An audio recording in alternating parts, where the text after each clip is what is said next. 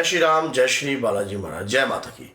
हनुमान जी की भक्ति करने वाले व्यक्ति को 5 कार्य जरूर करने चाहिए। कौन से ऐसे 5 कार्य बड़े ही महत्वपूर्ण हैं।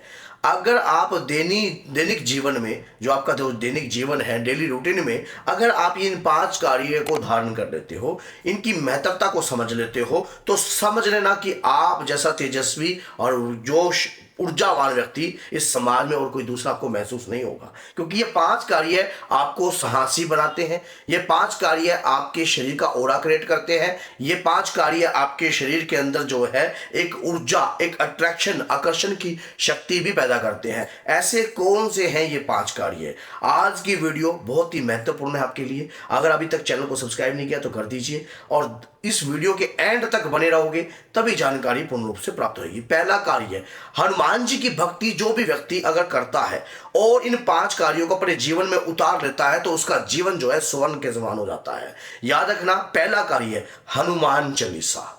हनुमान चालीसा कहोगे आप, हमें पता है नहीं।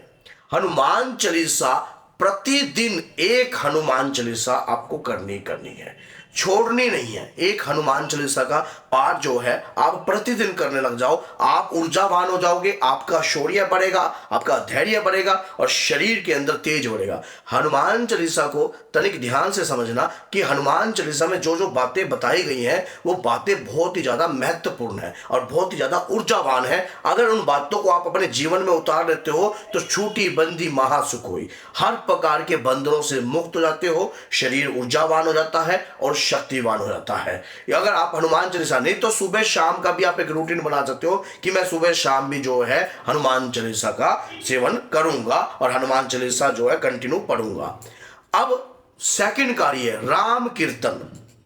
मान लीजिए आप अपने ऑफिस में हो या अपनी गाड़ी में हो या कहीं ऐसी बाइक पर हो या आप काम से आप अपने घर लौट रहे हो, तो आप उस वक्त भी हरि कीर्तन जो है, राम जी का जो कीर्तन है, अपने कानों में लीड लगाकर अपनी गाड़ी में चलाकर आप छोड़ सकते हो।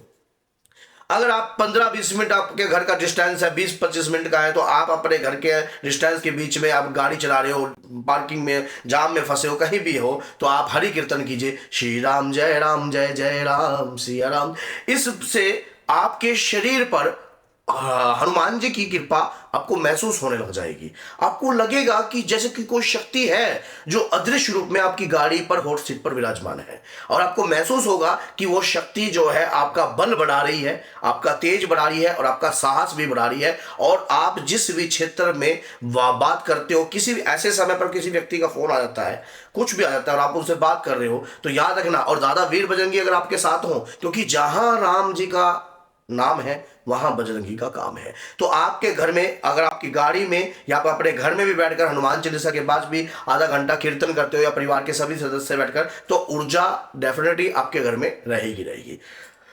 तीसरा कार्य, हनुमान जी को चमेली के तेल के दीपक के साथ सिंदूर चढ़ाना। अगर आप चमेली का तेल के साथ आप दीपक लगा देते हो घर में और साथ में चुटकी भर सिंदूर हनुमान जी के विग्रह के आगे रख देते हो और बाबा से ये प्रार्थना करते हो, ये लेडीज भी कर सकती है, कोई ऐसी बोली बात नहीं है। कई बार लेडीज होती है कि भाई हनुमान जी की पूजा हम करें या ना करें, भैया जो या पढ़े हनुमान चालीसा, जो मेरे कोई भी आता है, इसमें जय नर नारी किन्नर गंधर्व जो भी व्यक्ति हो, हिंदू मुसलमान कोई भी हो, अगर हनुमान चालीसा पढ़ता है वो उसके शरीर पर ऊर्जा का वास होता है। हनुमान जी की पूजा कहीं भी नहीं लिखी कि लेडीज ना करे, क्योंकि वो हर लेडीज में माता का स्वरूप देखते हैं।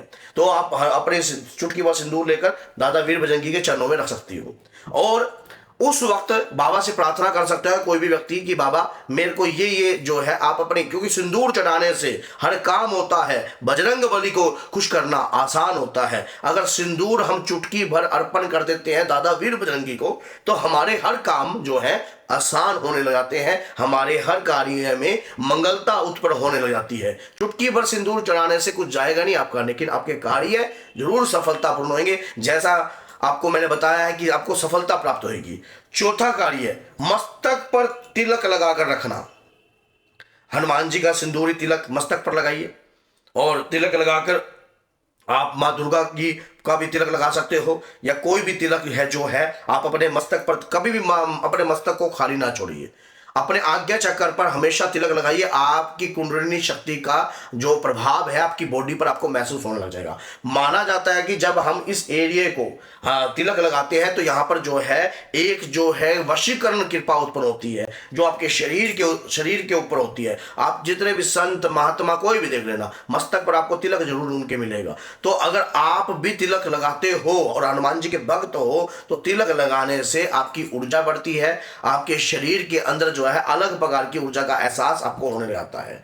अब उसके बाद आता है कि पांचवा, हमें ऐसे भोजन को नहीं खाना चाहिए कि जिससे हमारे अंतर में विकार उत्पन्न होए, जैसे कि तामसिक भोजन, दारू, मीट, अंडा, शराब। ऐसी सोसाइटी में या ऐसे व्यक्तियों के साथ भी हमें नहीं बैठना चाहिए। हमें अधिक से ज्यादा तो दूरी बनानी चाहिए। लेकिन कुछ लोगों की अगर मजबूरी है, तो आप अपने अंतर के विचारों को पवित्र रखिए। ऐसा तामसिक भोजन से परहेज रखिए। पहली बात तो बैठिए ही ना, अवॉइड कीजिए। और जो लहसुन, प्याज, मदिरा, इस प्रकार का सेवन या मांस का कार्य जो है आपके जो सामने आता है, तो आप अपने विचारों को अगर शुद्ध करते हो तब भी आप मलिन नहीं होते हो, याद रख लेना। अगर आपके अंतर के विचार शुद्ध हैं, आपका उसके प्रति आकर्षण ही नहीं, आपने टारगेट ही बना लिया कि मैंने ऐसे तामसिकता वाला भोजन का ग्रहण कभी नहीं करना है, तो अगर इस प्रकार के परहेज कुछ और आप करके चलते हो, अपने जीवन में अनुशासित होकर चलते हो, तो आपके शरीर के ऊपर बाबा की तरंग जरूर है और आपके शरीर पर बाबा की शक्ति आपके साथ है। परोपकारी होना, किसी भी बुजुर्ग, महिला या कोई जेंट्स से अगर कोई व्यक्ति परेशान है तो उसे हनुमान जी का मार्गदर्शन दिखाना।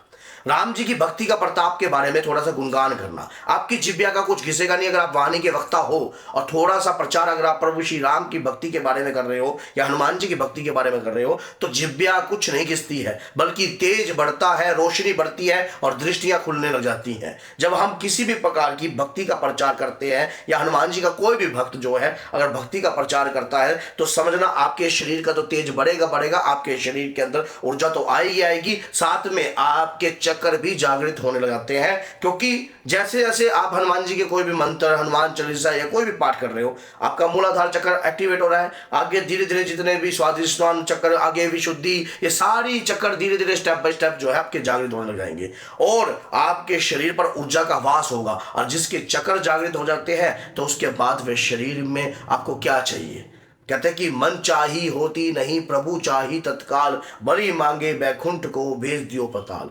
आपकी इच्छाओं जो मन में सोचोगे वो पूर्ण होने लग जाएंगी। तो ये 5 कार्य हर व्यक्ति को करने चाहिए जो हनुमान जी की भक्ति कर रहा है, और इस प्रकार के कार्य कर कर उनके ऊपर कृपा होती है, उनकी शक्ति बढ़ती है।